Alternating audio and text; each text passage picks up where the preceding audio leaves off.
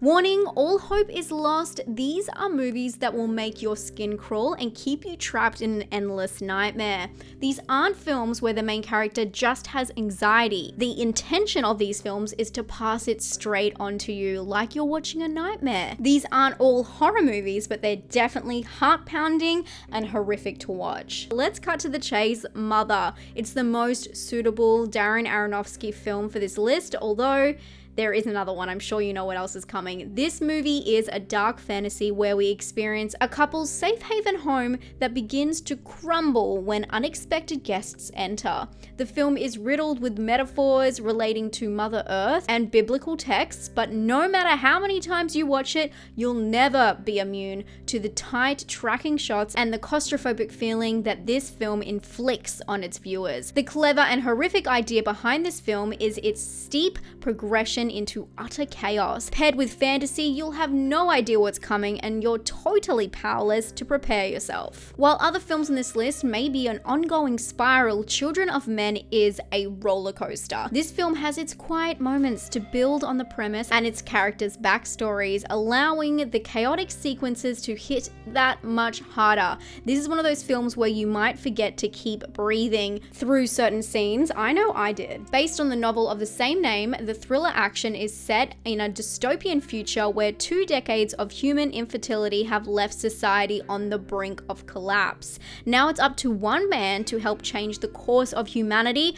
against all odds. You know, no pressure. In this film, all bets are off, no one is safe, and anything can happen, and let me tell you, it does, leaving the audience on the edge of their seat, laughing, screaming, and crying with the main characters and their journey. The movie is packed with brutality and uses a similar technique as Mother for its anxiety-inducing tracking shots, but this film was acclaimed for its masterful logistics during these sequences, which are praised for their complexity and timing. And another Aronofsky special coming for you straight up. A slow progression that spirals out of control, all for the low price of a movie ticket. This film is truly the anti-drug commercial to end them all. Requiem for a Dream details 4 different people struggling with drug addiction. Not only do we follow alongside of them, cinematically we view the world like them as well, with sweat, panic, and disorientation. And Ellen Burstyn gives her all in this film. She plays a retired widow hooked to self-help TV and exposing a different type of drug addiction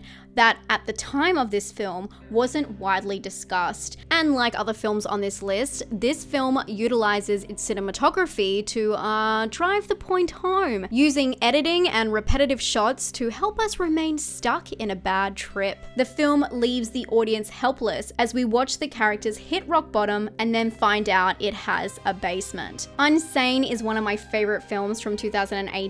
This Steven Soderbergh film is a wonder for many reasons, one being Claire Foy's chilling performance. It was also only shot in 10 days, primarily on an iPhone, which gives it a more contraband kind of quality. And of course, lastly, its ability to hold the audience against their will, much like the main character Sawyer. Sawyer is a woman who is involuntarily committed to a mental institution where she loses all of her own rights and begins to question her own sanity. The movie is a story about one's autonomy over their own body, life, and free will. Shot on an iPhone, it feels as though we're watching from the inside of a government secret, something that's been smuggled out of the facility. In reality, the film is very straightforward, but it will have the audience feeling Sawyer's frustration and unable to escape the panic when the walls start to begin to close in on her. You'll be screaming at the screen, "Why won't anyone listen to her?" From "why won't anyone listen to her," we take a sharp turn at why are they listening to them. Compliance is at times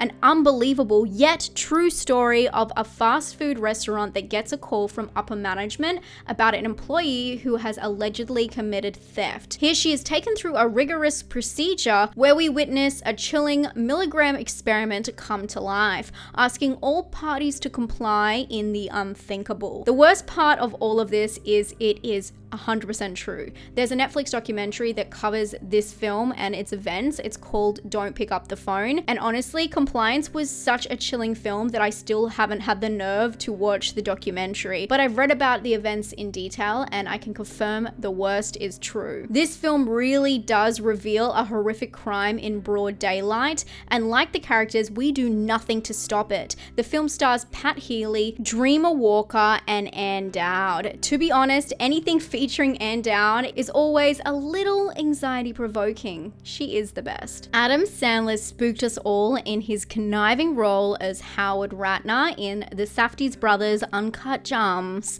This crime drama thriller is a hard watch. It's the story of a New York jeweler neck deep in debt who is being chased by dangerous collectors, but he is ready to risk it all to keep afloat. This film is like a car accident that just keeps going in slow motion almost. Watching a man making the worst decisions over and over and knowing the walls are closing in on him, it is suffocating. But it's really all about the lead performance and the direction. It's a simple story, but it will leave your heart pumping because of the obvious danger and lack of responsibility. It's such a great film, but such a bad time. And with that, it's probably important to mention quickly the Safdie brothers' other masterpiece, Goodtime, another film that utilizes the race around the clock structure as we follow two brothers on the run after committing a crime and the struggle with dealing with the fallout. It's a hard thumping journey that's harrowing and desperate. This one stars Robert Pattinson and Benny Safdie himself. Goodtime just feels hopeless from the jump,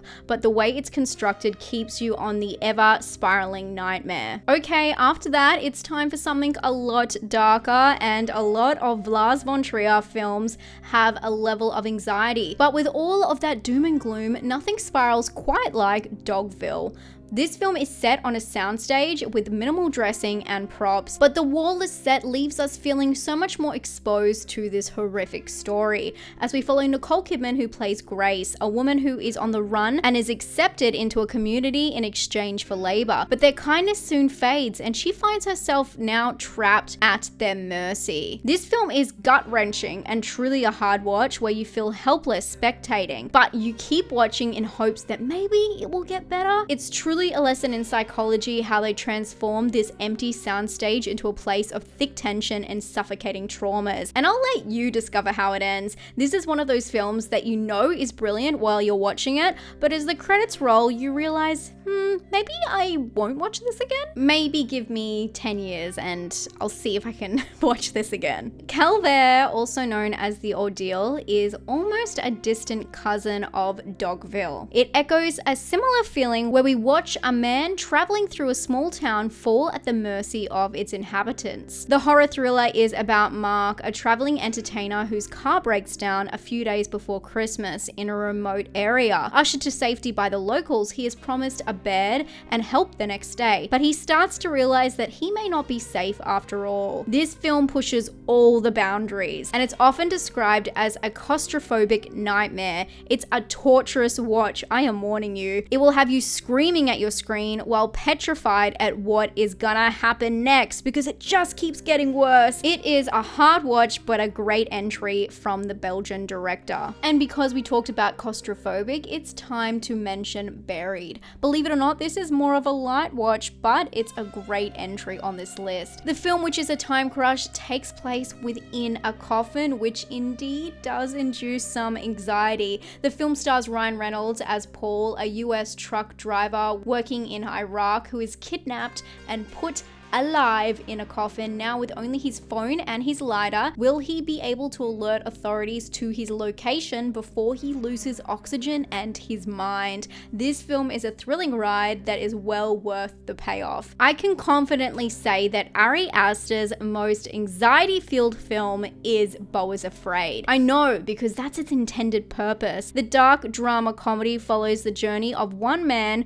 on a surreal adventure where he has no control. Plagued by the demons of his past and his mental illness, he attempts to make it back home. Because of the surrealist nature of this film, it's like a non-stop nightmare, and it's a lot like Mother because of the fantasy element. We watch the lead who has no control on anything around him, and the audience is in awe, never knowing what's coming next. We're utterly powerless just like him. And visually, the film has so many fun elements, so many jaw-dropping scenes and bizarre surprises. It begs the audience to come on a journey, and then at the same time, it guarantees to upset them. I love this film. I know it's super controversial, but I think it pushes so many delightfully irritating boundaries. And of course, Gaspar Noé knows how to upset the viewer in many ways. It's kind of sad a lot of these films are my favorite movies of all time. Climax isn't my favorite of his, but it's his most grating piece, relying on just that, its climax. The film starts as a story about a group of French dancers who are at rehearsal in a remote, empty building during the dead of winter. And suddenly the group senses a strange, unsettling change within themselves. This film does have a long lead up to the action, but when it hits, there's no going back. And with his iconic cinematography, you know that tilt. The film upsets your stomach and your mind at the same time. And once the action starts going, it's a painful watch until the end. And let me tell you, I still hear the screams. What would you add to this list? I wanted to keep this list pure anxiety, spiraling out of control films, ones where the filmmaker intended to give you anxiety. In fact, I'll leave the ones in the description that I cut from this list early on, but were on my wider selection. I wanted to keep it pure, you know? And if you're looking for some spiral films with a lighter tone, don't worry, I got you covered too. We got Shiva Baby and Smiley Face. And of course, The Bear, the TV show, has a lot of tense moments. I can't wait to read all of your suggestions. Please leave them below. And don't forget, I recently reviewed The Watchers, if you want to see that spoiler free, and figure out if it's worth your time and hard-earned cash. If you enjoyed this video, don't forget to subscribe, and I'll talk to you soon. Stay safe and stay spooky. Bye, friends.